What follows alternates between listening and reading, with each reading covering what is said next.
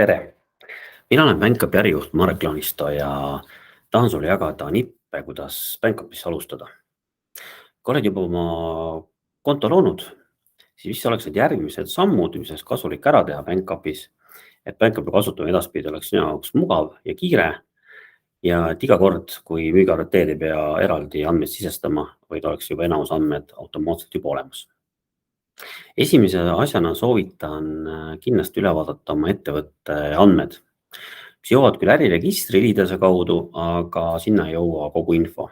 Põhiliselt tulevad sinna firma nimi, rek number ja firma aadress, aga ülejäänud väljad ja ülejäänud info sealt äriregistrist ei tule. Seega soovitan vaadata kõik üle, kõik oma ettevõtte andmed ja vajadusel siis puudub info siis sinna lisada. Näitan ka nüüd keskkonnas, kuidas seda teha.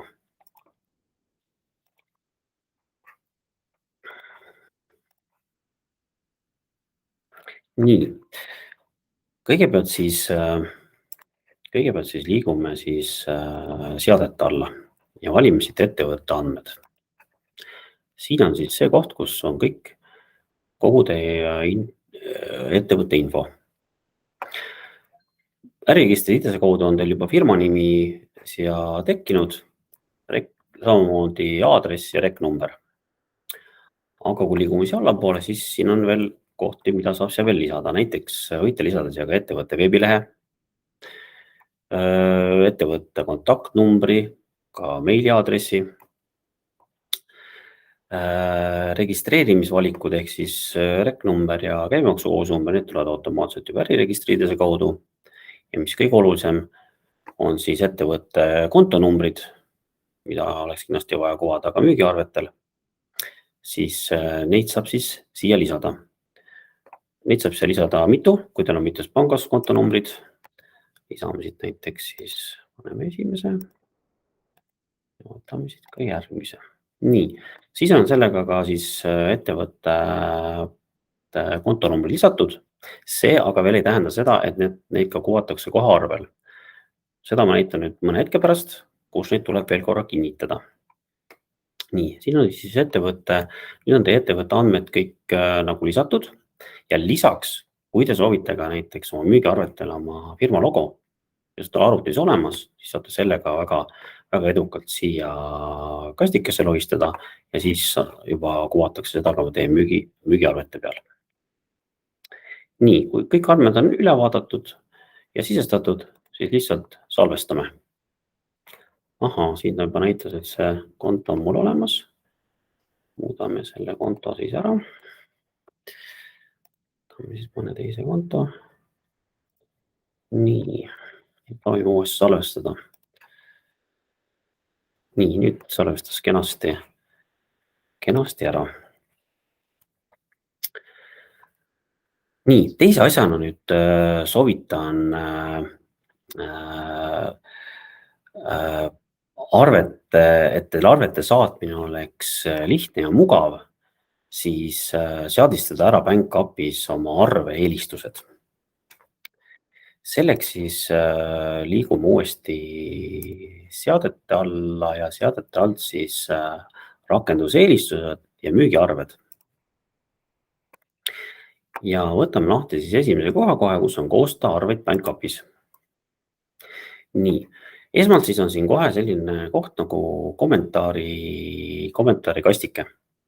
Mis tähendab seda, et siia saate siis lisada endale meelepärase info, mis siis kuvatakse siis arve seal üleval informatsiooni all.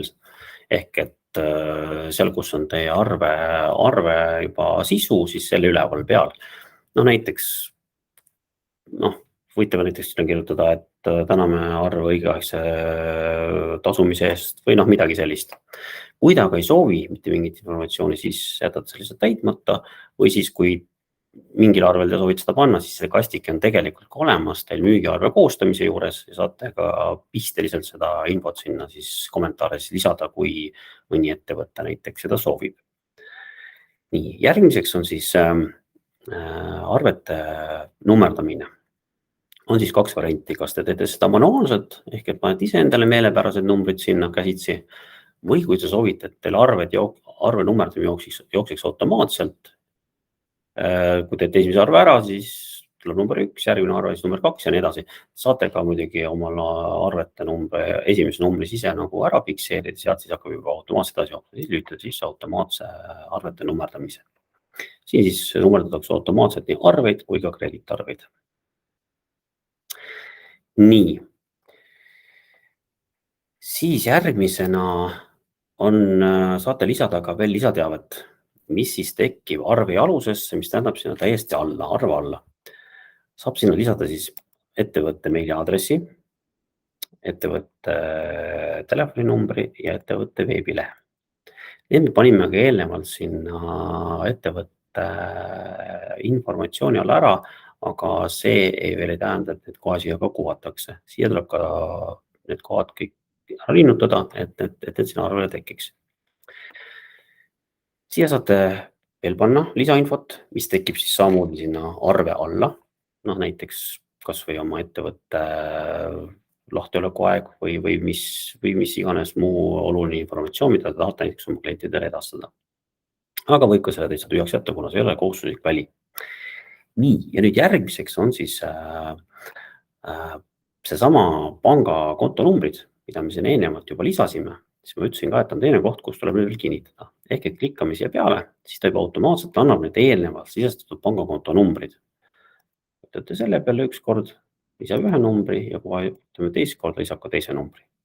Nüüd need kuvatakse ka juba arvel üleval seal, nagu siis teie firma andmete all. Siia saab veel lisada ka viitenumbrit, kui on vajadust. Kui ei, siis võib see on vaba tekst, võib ka tühjaks jääda. Nüüd on nagu siis sellega teil nagu põhilised müügiarve seadistused nagu tehtud. Lisada saab siin veel, kui siia allapoole natuke liikuda, siis on siis veel ka saab lisada ka määrata ka siis maksetähtaja. Kui te soovite näiteks, et teil kõikidele klientide jaoks oleks üks maksetähtaeg, see RIP-menüüs on siis näidatud siis alates 7 päevast ja nii edasi. Maksetähtaega saate ka täiesti eraldi individuaalselt lisada arvetele erinevalt. Iga arve juures, kui hakkate arvet koostama, iga arvet on ka kalender, kus saate siis igale kliendile ka eraldi selle panna. Nüüd, kui need seadused on tehtud, siis vajutame siit salvestame. Ja nüüd on teil edaspidi müügiarvete koostamine oluliselt lihtsam. Selline siis olekski selline esmane seadistus, et edaspidi laabuks juba töö tegemine Bankupis juba märksa lihtsamalt. Kui teil tekib küsimusi, siis alati võite meile kirjutada meiliaadressile teenindus@bankup.ee või helistada klienditeeninduse telefonile 6519 ja selle tänase ja ka tulevase veebiraadide salvestuse leiate alati meie veebilehelt help.bankup.com. Järgmisel korral siis vaatame juba uusi teemasid, vaatame üle ka, kuidas müügiarvet koostada ja vaatame veel, mida põnevat Bankup pakub. Seniks aga kohtumiseni ja näeme varsti.